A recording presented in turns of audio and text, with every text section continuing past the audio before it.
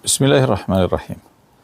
Tashma që edhe ditët e Kurban Bayramit përfunduan, dikush pyet se çfarë ka pas Kurban Bayramit, edhe çfarë ka pas haxhit. Kemi kaluar Ramazanin, kemi kaluar ditët e Shevalit, kemi hyrë në atmosferën e begat të Dhul-Qa'des, pastaj Dhul-Hijja, po përfundon, po vjen muaji Muharram, çfarë ka pastaj? Të dashtën dhe shtrejt. Po të kthehemi te Kurani familart, të dëgjojmë një jetë të mrekullueshëm në surën El-Hijr, ku Allahu Azza wa Jall na drejtohet duke na thënë: "Wa'bud rabbaka hatta ya'tiyaka al-yaqin." Pra, adhuroje Zotin tënd derisa të vijë al-yaqin. Al-yaqin në komunikimin e përditshëm është bindja, pra diçka që ti me bindje e di se është e vërtet, e sakt dhe nuk ke asnjë lloj dyshimi në të. Adhuroje Zotin tënd derisa të vijë el-yaqin, kanë thënë mufesirët në tërsinë e komenteve të tyre, derisa të vijë vdekja.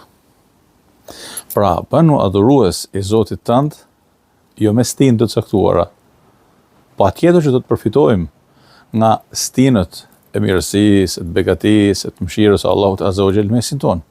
Do të përfitojmë nga stina e Ramazanit, do të përfitojmë nga ditët dhe netët e shënuara, do të përfitojmë nga çdo moment për të cilin Allahu Azza wa Jall na ka tërhequr vëmendjen në Kur'anin familjar, nëpërmjet pejgamberit alayhi salatu wassalam.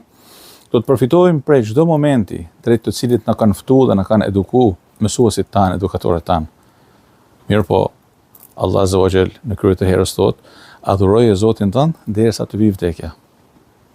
Derisa të vijë vdekja, jo derisa ti të shkosh drejt vdekjes. Sepse dikush mund të mendojë se po kam kohë derisa të bëjmë 70, 80, 90 vjeç. Mirpo ne kemi përcjellë 30 vjeçar, po kemi përcjellë fëmijë, po kemi përcjellë edhe dhëndur, po kemi përcjellë edhe në numra pafund njerëz të cilët nuk e kanë mbërrit atë moshë që dikush mendon se ka kohë për të mbërritur tek adhurimi, derisa unë të mërri në atë moshë vdekja, për të cilën Allahu Azza wa Jall thot në Kur'anin familart: "Innal mauta alladhi tafirruna minhu."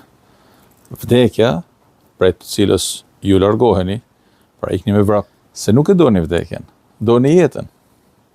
Vdekja, prej të cilës ju largoheni, do t'ju mbërri, do t'ju gjej.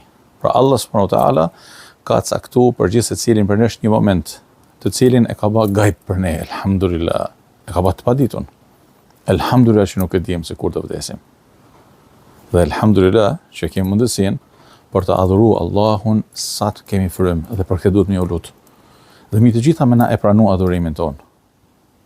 Imam Hasan Basriun e pyetën dhe i thanë: a nuk turpërohet një njeri i cili bën gjuna dhe pastaj i kërkon falje Allahut, dhe pastaj sërish bën gjuna, dhe prap i kërkon falje Allahut, dhe pastaj prap bën gjuna?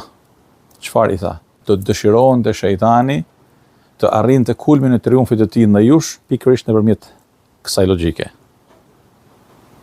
Allahu Azza wa Jall nuk mërzitet, prandaj kërkoni falje prej tij sepse ai është falës. Që do të thotë, gabojmë, nuk gabojmë, rrshasim, devijojmë, le të kthehemi. Le të kthehemi derisa kemi frymë. Wa'bud rabbaka hatta ya'tiyaka al-yaqin.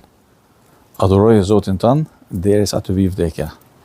Ramazani, muaj të shenjtë, muaj të begat, ditë të mira, natë të mëdha, haxhi, të gjitha janë mirësi dhe bekime. Sa të kemi frymë, shkojmë pas drejtës së Allahut. I kërkojmë falje dhe lutemi që Zoti të na pranojë. Allahu ju dashtë.